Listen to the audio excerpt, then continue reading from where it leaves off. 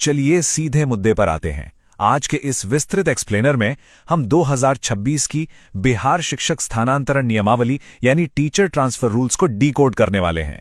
अब देखिए, सरकारी नोटिफिकेशंस अक्सर बहुत भारी भरकम तकनीकी और कानूनी शब्दों से भरे होते हैं और इस 18 पन्नों के पीडीएफ को एक बार में समझना थोड़ा मुश्किल लग सकता है। लेकिन चिंता मत कीजिए, हमने इस पूरे पीडीएफ को बहुत ही अच्छे से पढ़ा और विश्लेषित किया है ताकि इसे बिल्कुल आसान और बोलचाल की भाषा में आपको समझाया जा सके। आज हम इस दस्तावेज के हर एक बारीक नियम को एकदम स्पष्ट कर देंगे ताकि ट्रांसफर प्रक्रिया को लेकर कोई भी कंफ्यूजन या भ्रम ना बचे। तो आइए इस जटिल नियमावली की परतों को खोलते हैं। इस पूरे दस्तावेज को हमने 5 बिल्कुल स्पष्ट हिस्सों में बांट दिया है। नई ट्रांसफर नीति का आधार क्या है, ट्रांसफर कितने प्रकार के होंगे, विशेष प्राथमिकता यानी प्रायोरिटी किसे मिलेगी, सबसे बहुचर्चित अंक आधारित या पॉइंट सिस्टम कैसे काम करेगा, और आखिरी में प्रशासनिक नियम और समितियां क्या हैं। बस इन्हीं 5 बिंदुओं के इर्द गिर्द पूरी नीति घूमती है। खंड 1, नई स्थानांतरण नीति आखिर है क्या। चलिए सबसे पहले इस नियमावली के बिल्कुल शुरुआती पन्नों में दिए गए बुनियादी दर्शन को समझते हैं। देखिए, यहां पर सरकार ने नियम 3 के तहत एक बात बिल्कुल साफ कर दी है। भले ये पूरी पॉलिसी शिक्षकों की सुविधा के लिए बनाई गई है, लेकिन इसमें स्पष्ट लिखा है कि छात्रों का शैक्षिक हित यानी बच्चों की पढ़ाई हमेशा सर्वोपरि होगी। इसका सीधा सा मतलब यह है कि ट्रांसफर को आप अपना अधिकार मानकर दावा नहीं कर सकते। किसी भी शिक्षक के ट्रांसफर पर विचार तभी किया जाएगा जब उससे उस स्कूल का कामकाज या बच्चों की पढ़ाई डिस्टर्ब ना हो। ये एक तरह से काफी बैलेंस्ड अप्रोच है। मतलब शिक्षकों को सहूलियत तो मिलेगी, लेकिन शिक्षा की गुणवत्ता से कोई समझौता नहीं किया जाएगा। अब यह समझना बहुत जरूरी है कि इस नए नियम के दायरे में आखिर आता कौन है। नियम 2 के उपनियम 7 में बिल्कुल क्लियर कर दिया गया है कि त्रिस्तरीय पंचायतों और नगर निकायों द्वारा जो शिक्षक नियुक्त किए गए हैं उन्हें इस पॉलिसी से बाहर रखा गया है। जी हां, उन्हें जानबूझकर इस फ्रेमवर्क में शामिल नहीं किया गया है। ये नीति मुख्य रूप से राज्य सरकार के सीधे नियंत्रण वाले जो नियमित शिक्षक हैं, विशिष्ट शिक्षक हैं और प्रधानाध्यापक हैं, सिर्फ उन्हीं पर लागू होगी। तो पात्रता को लेकर अगर कोई भी डाउट था तो वो यहां साफ हो जाता है। खंड 2, स्थानांतरण के प्रकार और उनके नियम। अब थोड़ा आगे बढ़ते हैं और देखते हैं कि ये ट्रांसफर वास्तव में कितने तरह के होंगे और इनका मैकेनिज्म क्या होगा। यहां पर 2 मुख्य प्रकार के ट्रांसफर हैं, सामान्य यानी जनरल और पारस्परिक यानी म्यूचुअल। इन दोनों में बहुत बड़ा अंतर है। अगर आप सामान्य ट्रांसफर चाहते हैं तो आपको पोर्टल पर जो खाली जगह हैं यानी रिक्तियां दिखेंगी उनके आधार पर अपने विकल्प चुनने होंगे। लेकिन अगर आप म्यूचुअल ट्रांसफर चाहते हैं, मतलब किसी दूसरे शिक्षक के साथ अपनी जगह की अदला बदली करना चाहते हैं, तो इसकी शर्तें थोड़ी अलग हैं।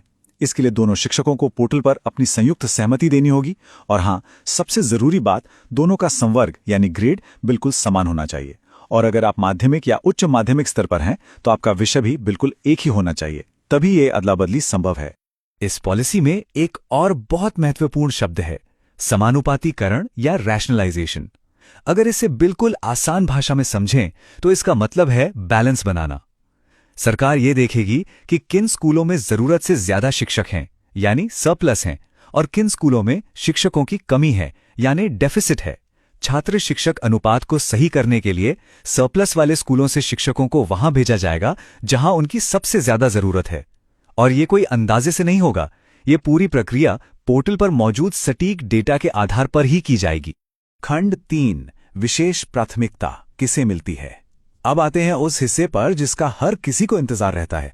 जब एक ही जगह के लिए कई लोग अप्लाई करेंगे तो सरकार ये कैसे तय करेगी कि पहली कुर्सी किसे मिलेगी।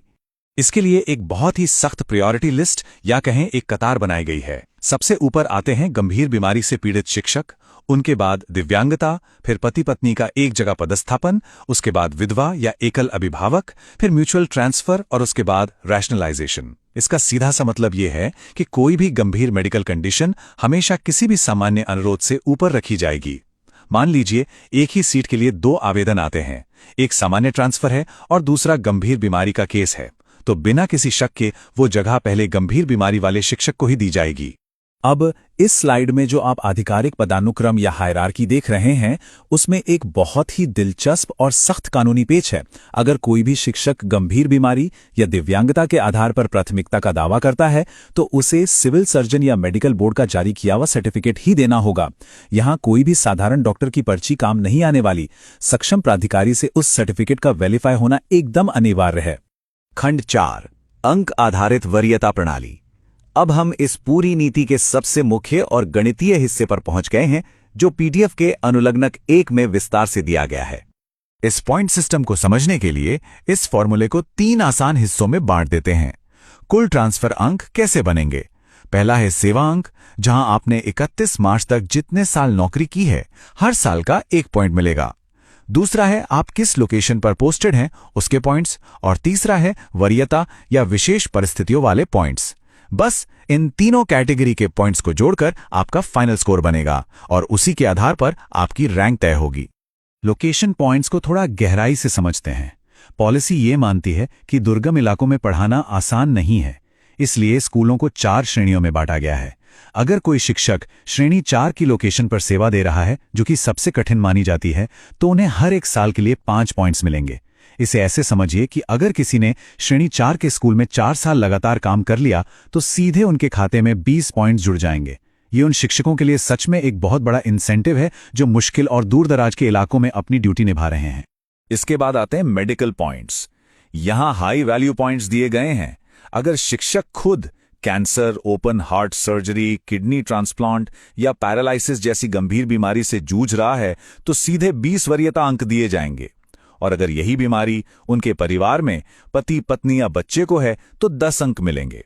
इसके अलावा अगर 80 से 100% तक की शारीरिक दिव्यांगता है, तो भी सीधे 20 पॉइंट्स मिलेंगे। यह सच में जरूरतमंद लोगों को बहुत राहत देने वाला कदम है।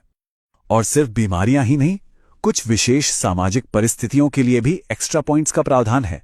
जैसे अगर कोई विधवा या सिंगल पेरेंट है, तो 10 पॉइंट्स। या एक और नियम काफी इंटरेस्टिंग है। अगर किसी के पति या पत्नी बिहार सरकार में ही शिक्षक हैं, तो 15 पॉइंट्स मिलेंगे।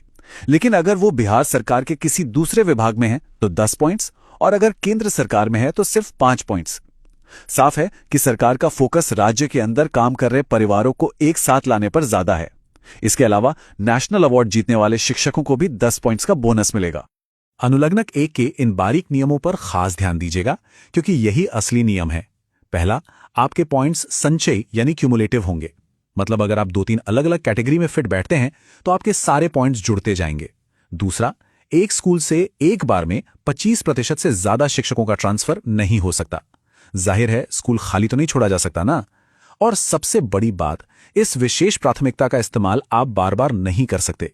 हेडमास्टर्स 5 साल में सिर्फ एक बार और शिक्षक 8 साल में सिर्फ एक बार ही इस सुविधा का फायदा उठा सकते हैं। खंड 5, प्रशासनिक स्थानांतरण और समितियां। अब हम इस विश्लेषण के आखिरी पड़ाव पर हैं। आइए देखते हैं कि इन नियमों के क्या अपवाद हैं और इन्हें लागू करने वाली समितियां कौन सी हैं।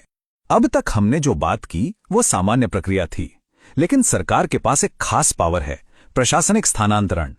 अगर कोई शिक्षक वित्तीय हेराफेरी करता है, अनुशासन तोड़ता है, स्कूल का माहौल खराब करता है, बिना बताए लंबे समय तक गायब रहता है या फिर छात्राओं के साथ गलत व्यवहार करता है, तो सरकार बिना किसी साइकिल या पोर्टल का इंतजार किए तुरंत उन्हें ट्रांसफर कर सकती है। ऐसे मामलों में कोई पॉइंट सिस्टम काम नहीं आएगा। इन सारे फैसलों को लेने के लिए अधिकार क्षेत्र को 3 स्तर की समितियों में बांटा गया है।